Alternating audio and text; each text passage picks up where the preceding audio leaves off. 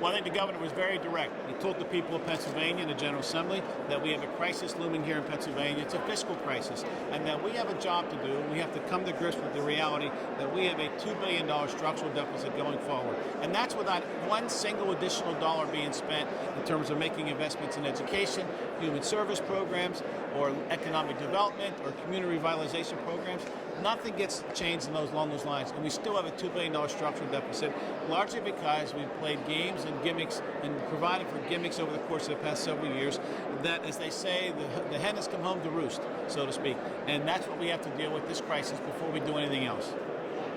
What do you think that the governor came up with that is a good solution that the legislature might get behind? Well, I think the legislature should get behind the framework, the bipartisan framework agreement that everyone agreed to months ago.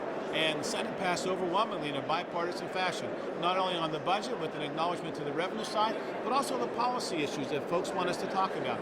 Pension reform, wine and spirit modernization reform. Those are two of the key components that Republicans said we must have these things. We provided them in the Senate in a bipartisan way.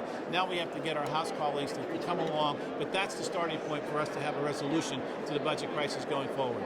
And finally, what do you think as far as the stalemate? Does it continue? Do we break open? What are your feelings on that? Well, my hope is that we get back to the bargaining table sooner than later. I think that's what this was designed to do. Let folks know that we have a real serious crisis that needs to be addressed, but then beyond that, how we go about solving that. The governor's put on the table, a lot of us have put ideas on the table about how we reconcile that. We don't get that done until we get in the room and agree to make an agreement, and then stand by the agreement, because that's what's happened.